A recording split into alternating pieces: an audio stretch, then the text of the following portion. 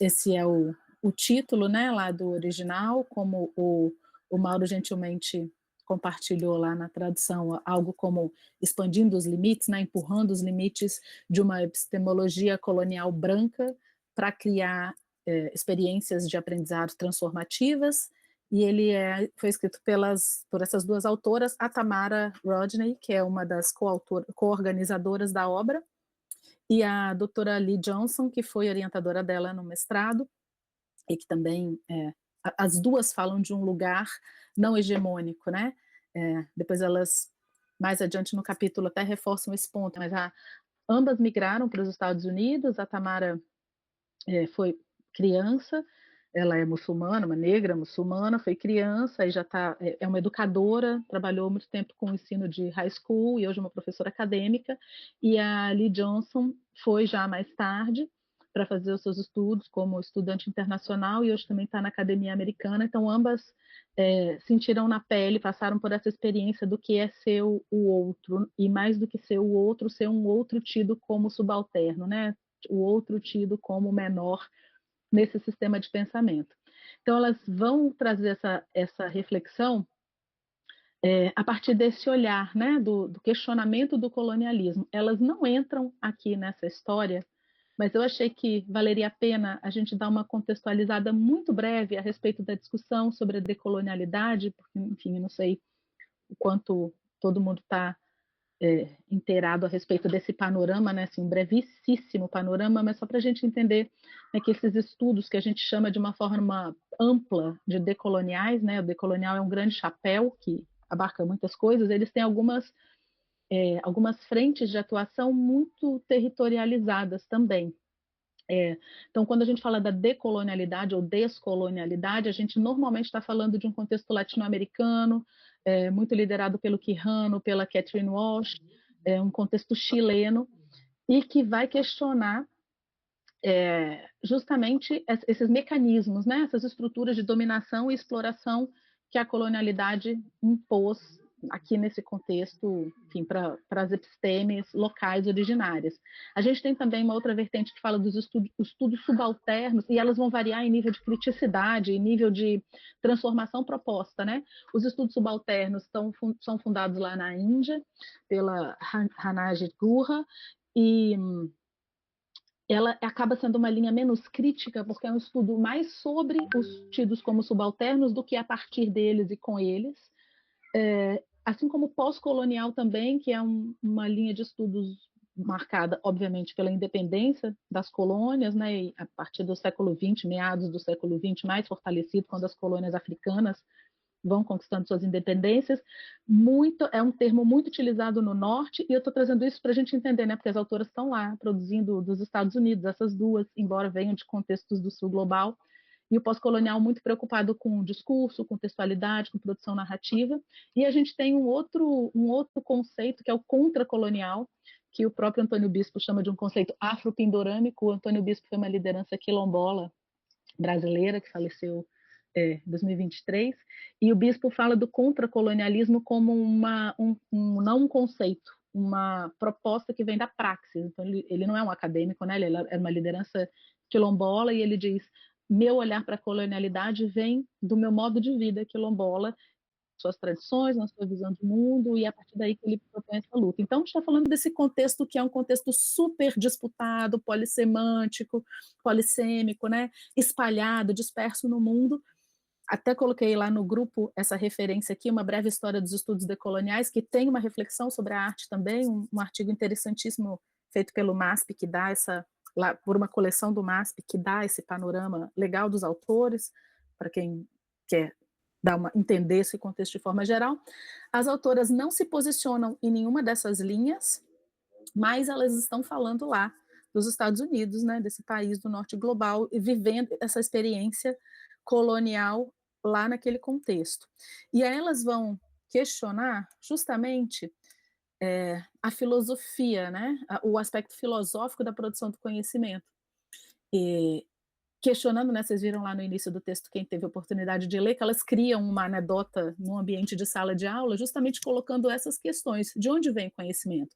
Como é que a gente sabe que sabe? Como é que a gente sabe que não sabe? principalmente quem decide o que a gente sabe, né, a legitimidade do saber. É, e aí, então, a partir desses questionamentos, elas vão explorar no capítulo como raça, representação e criatividade se cruzam, aqui elas estão dando um recorte decolonial específico em raça, principalmente pelo viés da Tamara, né, que estuda esse aspecto, pensando em como as aprendizagens transformadoras, né, esse transformative learning que elas trazem, ajuda a desmantelar as epistemologias brancas arraigadas e levar a experiências mais humanizadoras e justas para os alunos do Sul Global, sejam eles localizados no Sul ou como peregrinos, né, nesse trânsito, como imigrantes para em outros contextos. E desde o início eu trouxe essa citação aqui porque elas posicionam a criatividade de um jeito muito interessante politicamente, né? Então elas trazem essa afirmação logo no início. Lembre-se, criatividade não se trata apenas de arte ou música, trata-se de pensar diferente, desafiar o status quo e trazer novas perspectivas ao mundo. Então, nesse sentido, também implica em questionar as estruturas epistêmicas presentes, né, e dominantes. Então, elas fazem essa retomada de que, né, essa contextualização de que o pensamento todo da educação, eles estão refletindo sobre o processo de educação, se funda, né, numa tradição ocidental, e elas enfatizam a questão do ocidental e branco, dando esse exemplo, né, bom, é idealismo platônico, é o realismo aristotélico, enfim, a gente é capaz de citar aqui uma série de pensadores de uma raiz histórica filosófica, mas se questionados, se nós e nossos alunos formos questionados sobre os fundamentos negros, indígenas ou de outros povos originários do mundo, a gente teria dificuldade em dizer, né? Portanto, é claro da onde a gente bebe, da onde a tradição que a gente vive educacional bebe. E aí elas retomam o Glavenu para dizer, portanto, se a criatividade é construída socialmente, as tradições não ocidentais e não brancas têm sido marginalizadas, limitando o escopo do que é considerado criativo e inovador. Quer dizer, tem uma lente específica para dizer, né, para chancelar o que é criativo, o que é inovador, considerando que os sistemas educacionais dos colonizadores substituíram sistemas tradicionais existentes, privilegiando certas formas de criatividade sobre outras, né? Então, não tinha sala de aula, né? Não tinha universidade, não tinha saber científico objetivista, positivista, não tinha isso, né? Isso foi sendo construído na medida em que o movimento moderno, a tradição iluminista foram acontecendo na Europa, né? Não aqui, não a partir daqui, por exemplo, ou de outros territórios no Sul. E aí elas destacam um aspecto, a partir até de um artigo do Glavinu, com uma coautora, cujo nome eu esqueci, mas que depois vale a pena ler, porque eles refletem sobre criatividade e epistemologias do Sul Global, segundo as autoras desse capítulo. Eles elencam uma série de aspectos que poderiam trazer novos sentidos para a criatividade a partir do Sul Global, mas elas destacam esse especificamente, que é o quanto a forma como a gente vê criatividade privilegia a performance e o resultado alcançados por um indivíduo versus um processo mais comunitário e coletivo para as comunidades tradicionais ou pré-modernas ou comunidades de outros dos espaços que foram colonizados, no sentido de produção mesmo, né, dos produtos criativos, como processo de produção desses produtos. E aí elas dão exemplos como esse. As apresentações como danças, músicas, contação de histórias envolvem toda a comunidade na criação de experiências coletivas que reforçam uma identidade compartilhada e a coesão social. Nessas tradições, a criatividade não é uma conquista individual, mas uma prática comunitária onde a árvore sabe, nós sabemos, por isso que eu coloquei aqui entre parênteses em cima o que é esse coletivo, né? Até a própria noção de coletivo é outra. Quem é que somos esses nós capazes de criar? E aí me lembrei, né, dos estudos antropológicos das comunidades indígenas no Brasil, que trazem para a gente que inúmeras comunidades, o Krenak fala isso muito também, né? Não tem nem palavra para a natureza. Natureza não é um conceito para essas comunidades. Tamanha é a diferença dessa separação que a gente, com uma visão moderna, faz de homem, cultura, e aí elas fazem um mergulho, justamente no que é o recorte que elas propõem, respondendo à pergunta mobilizadora de como colocar esse status quo colonialista em questão.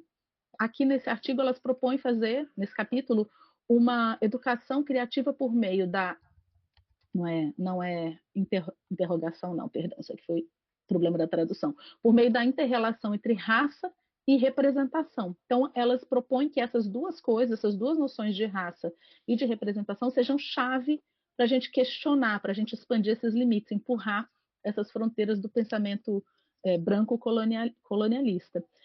Começam enfatizando, e por isso que eu quis apresentá-las logo no começo, a importância do próprio posicionamento dos pesquisadores, né? Essa noção que aqui no Brasil ficou tão mal apropriada e mal usada de lugar de fala, né? Que não serve para a gente dizer, como as pessoas passaram a dizer, você tem ou não tem lugar de fala. Todo mundo tem lugar de fala. A questão é importante a gente se responsabilizar por esse lugar de fala. Portanto, elas destacam como um aspecto importante que os pesquisadores se coloquem honrando suas trajetórias, suas origens, seu processo formativo, porque isso, obviamente, endereça, né, o que está sendo dito, a visão de mundo que está sendo colocado. Por isso, elas mesmas gastam uma sessão inteira do texto dizendo isso. O que são, de onde vieram, que uma veio criança, que elas são mães. A doutora Lee Johnson, que enfrentou preconceito, não só pelo sotaque, mas por ser uma mãe pesquisadora, por ter vindo de um contexto asiático. Ela foi a doutora Lee Johnson conta que ela nasceu na China continental, mas foi criada em Hong Kong, de uma família muito pobre. Portanto, já desde o começo, ainda em contexto chinês mais próximo, né, ela já sofreu os impactos, né, desse estranhamento de ser a outra, de ser uma subalternizada. Quando veio para os Estados Unidos, foi uma dupla experiência nesse sentido, uma outra camada de experiência nesse sentido. Então, elas defendem que, primeiro, esse posicionamento, considerando que esse posicionamento abre as portas para tratar de uma epistemologia que seja plural, que seja culturalmente situada em premissas e práticas e individualmente diversas em suas interseccionalidades, né? Buscando esse conceito de interseccionalidade que traz os diferentes recortes, a sobreposição de diferentes aspectos, né? Então, e aí trazendo também a importância de propor com isso, de exercer com isso que elas trouxeram esses dois conceitos, né? Da liberdade epistêmica e da justiça epistêmica. Trouxe aqui a citação delas, né? A liberdade, a conceituação, a liberdade epistêmica sendo fundamentalmente o direito de pensar, teorizar, interpretar o mundo, desenvolver metodologias próprias e escrever de onde se está localizado, livre, de forma livre, né, descontaminada do eurocentrismo, e a justiça epistêmica sendo essa possibilidade de libertação dessa razão, desse pensamento colonial. E aí defendem muito a diversidade e a representatividade nos programas, nos currículos, nas discussões, e elas coloquei aqui entre parênteses presença. Não sei se vocês estiveram no sábado, nesse sábado, a Ana Maria Gonçalves, que é aquela autora brasileira, autora do Defeito de Cor, que acabou de ser empossada na Academia Brasileira de Letras, ela teve aqui na UFES como homenageada de um evento, de uma mostra cinematográfica. E a Ana Maria, e aí ela perguntada, uma das participantes perguntou como é que ela estava, né, se vendo lá na academia como a primeira escritora mulher negra, né, tem outros homens negros, mas a primeira mulher negra a ocupar uma posição na Academia Brasileira de Letras. E ela disse: minha batalha agora não é pela representatividade, é pela presença, porque dizendo que ela ia lutar pela presença de outras pessoas como ela, de outros homens e de outras mulheres também, porque a representatividade é muito opressora, porque você carrega ali a responsabilidade com um todo, que não é justo, porque você não é o todo, você tem a sua singularidade. Então, minha luta lá não é por representatividade, porque isso lava a mão de quem está com o pensamento hegemônico dizer não, mas você está aqui, portanto eu posso continuar a minha reprodução, porque você está ali, então já dei conta, e ao mesmo tempo apaga, né, faz um blur, faz uma mistura dessa diversidade dentro do próprio contexto. E aí elas trazem, então, que a aprendizagem transformadora precisa centrar-se na raça para promover inclusão e consciência social diante de graves problemas globais, como a emergência climática, o genocídio dos palestinos, a ameaça à democracia. É um livro bem recente, né? Então ela está tratando de problemas que estão em curso agora. Não tinha tido a eleição do Trump, então elas ainda expressam alguma esperança pela eleição da Câmara, que traz essa mistura, né? Tem origem negra, tem origem indígena, tem origem asiática, jamaicana, então elas ainda estavam olhando com esperanças para isso. E aí, para finalizar, ela traz um exemplo que eu achei muito interessante, que eu jamais poderia supor que ela chegaria nesse lugar, mas no fim a Tamara traz esse exemplo de como o fato de ela usar um dispositivo de inteligência artificial, né, o Midjourney, para fazer uma criação de imagens, representa um exercício desse estresse, desse tensionamento das epistemologias hegemônicas. Então, ela falou: bom, olha como isso, por exemplo, faz eco àquela noção de criatividade que é mais comunitária e coletiva do que aquela individualista. Fala: bom, primeiro já diz da rejeição que há ao uso, né? Então, é um terreno desconhecido, a gente está aqui debatendo amplamente lá nos nossos webinários, todo esse olhar de autoria, coautoria, como é que faz, a máquina, não é a máquina, né? A gente exercitou também no ano passado já isso, com criações de imagens por IA, e ela fala: bom, então isso primeiro já é um passo, já fazer um movimento em direção a essa discussão, e dizer, sim, vamos questionar, vamos abalar esses alicerces. E segundo, ela traz esse exemplo do Midjourney, que ela até coloquei aqui o prompt, né, que ela fez, que ela queria uma imagem que expressasse alunos afro-americanos atuando junto, compartilhando conhecimento, suas vozes, suas perspectivas, transparecendo sua sabedoria e tudo, mas ela vai dizendo, ela compartilha isso para ir dizendo quanto ela foi. O Midjourney tem uma interface de chat, e aí como ela pôde ver como outros usuários do Midjourney iam fazendo prompts para imagens semelhantes à que ela estava querendo produzir, e ela ia incorporando não só tecnicamente, essa reflexão que ela propõe, que não é só uma incorporação técnica de um prompt, mas é também a incorporação de uma espécie de conhecimento que está ali materializada na produção daquela imagem e que vai ajudando, né, co-construindo o processo de chegada na imagem dela. E ela coloca aqui, né, duas imagens tão diferentes quanto essas. E aí o que ela considerou uma criação de uma forma colaborativa em que dessa citação dela, né? Esse tipo de criação me permitiu ser colaborativa na minha criatividade, com a oportunidade de construir ainda mais a comunidade com o recurso de bate-papo incorporado, permitindo o intercâmbio cultural. A liberdade de demonstrar uma forma não dominante de conhecimento me proporcionou uma rica oportunidade de explorar novas maneiras de criar. Então, ela traz um exemplo simples que a gente bom, eu nunca tinha problematizado dessa forma, pelo menos, né? Nunca tinha refletido com essa lente da decolonialidade, e ela trouxe como esses aspectos, o quanto a própria rejeição, a aceitação e o debate sobre esses elementos também expõe a nossa crença fundamental do que seja um processo criativo, do que seja uma forma de criar, do que seja reconhecido como produto criativo. Portanto, pode ser um bom espaço para a gente discutir formas não hegemônicas, novas formas que não são absolutamente novas, mas que têm raízes em outros lugares, diferentes daqueles de onde a gente se acostumou a beber. Então, acho que isso, em linhas gerais, é que o texto propõe. Luciano tem um monte de coisas boas para dizer. Peraí, não exagera, né, Lilian? Pelo amor de Deus, aqui. Primeiro eu queria falar que ter a palavra na sequência da Liliane é uma verdadeira humilhação, assim, porque ela fala tão bem. Gente, ela falou interseccionalidade, assim, como quem toma um café da manhã no campo, assim. Eu acho que eu nunca falaria com tanta facilidade assim. Mas, enfim, e para finalizar, é também uma crítica em relação ao uso da inteligência artificial que ela faz. É uma coisa que eu lido bastante aqui, principalmente quando de algum tempo atrás, né, quando houve essa avalanche de inteligência artificial, numa das linhas da minha profissão, eu lidava com ilustrações para livros didáticos. Então, os editores tentavam fazer na inteligência artificial algo que eles queriam para ilustrar os textos dos livros didáticos. E, invariavelmente, as figuras eram tão preconceituosas que, num efeito rebote, eles pediam para mim, ilustrador manual, refazê-las.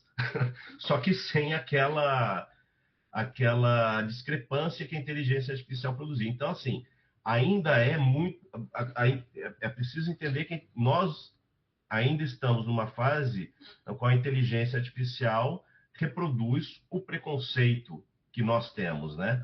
Então, por mais que isso esteja unido com outros países, com outras culturas, mas de uma forma geral, ainda é uma abordagem totalmente euro-judaico-cristã, da forma como vemos o mundo.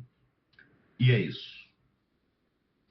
A gente conversou um pouco sobre Bourdieu antes, e sim, eu acho que Bourdieu tem Pierre Bourdieu, que é esse sociólogo francês, século XX, ele tem inúmeras contribuições no pensamento da estrutura social, né? Ele falou justamente dessa questão do hábitos, né? Do hábitos de classe, que é esse conjunto de símbolos, de signos, de códigos culturais que um determinado grupo compartilha e zela e que determina o pertencimento, né? Quem pertence ou não pertence.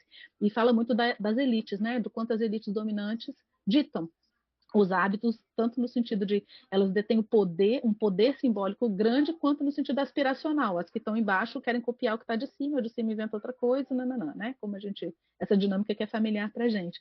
E eu acho legal ele ter trazido o Bourdieu, que eu acho um ótimo exemplo de descolonização do pensamento, porque Bourdieu ele serve para a gente pensar um monte de coisas na nossa sociedade, mas acabou de ter um exemplo agora, o Michel Conforado, que é um antropólogo até célebre, acabou de lançar um livro chamado Coisa de Rico, em que ele pega a teoria da distinção do Bourdieu e fala, cara, isso que ele falou que é coisa de rico na França não é coisa de rico, não é o que define o que é coisa de rico no Brasil.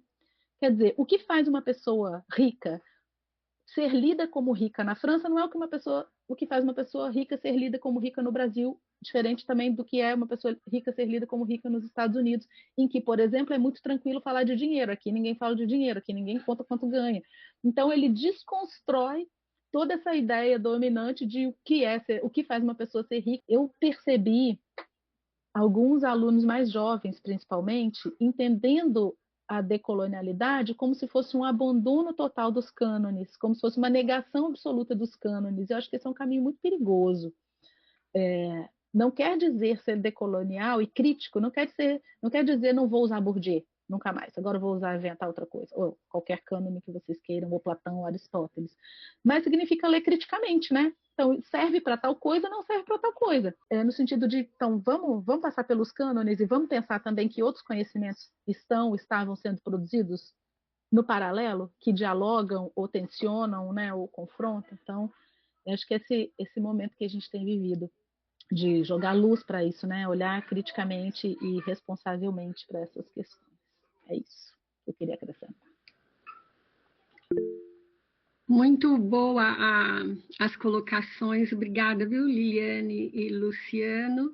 Eu só queria destacar dois aspectos, acho que foi do texto que você colocou para complementar, porque assim, eu não tenho feito muitas leituras sobre o tema, né? E me caiu uma ficha sobre a discriminação entre colonialismo e colonialidade, né? Porque o autor fala que, bom, o colonialismo pode ter declinado, mas a colonialidade permanece estabelecida, né? Então, a questão do status quo, né? E do poder que ainda permanece. E o que me fez pensar, que eu não tinha feito essa relação, é que elas propõem que a criatividade coletiva é uma prática decolonial. E eu não tinha feito essa articulação, né? Fala, Flávia. Essa questão decolonial. Se tu usa descolonial na Argentina ou Uruguai, é a mesma coisa do que a gente usa como decolonial no Brasil. Só que no Brasil, quando tu usa descolonial, na cabeça das pessoas parece que quer descolar do colonial. Porque há uma culpa quando você vai ver com o europeu, mesmo que ele tenha consciência da colonização, e ele vai falar sobre isso de uma forma até decolonial, aí ele sente uma culpa por ter construído todo esse sistema que ele tem a benesse. E a voz, como ele trata isso, é diferente de uma pessoa que mora num país que foi colonizado e que está pensando nisso. Mas na estrutura que nós estamos hoje, a gente tem que ser mais inteligente. Então, o que é? Operando desde o discurso, desde a estratégia, desde a forma de trabalho, desde a forma com a qual nós pensamos um conceito e como nós trabalhamos isso na praxis. Então, é mais ou menos isso que a gente tem trabalhado aqui, colocar esses outros olhares, é só para fora da fala, mas eu achei importante falar. Então, ok, acho que é uma discussão que a gente pode desdobrar depois, né? Eu acho que para hoje tá bom. Muito obrigada, boa noite.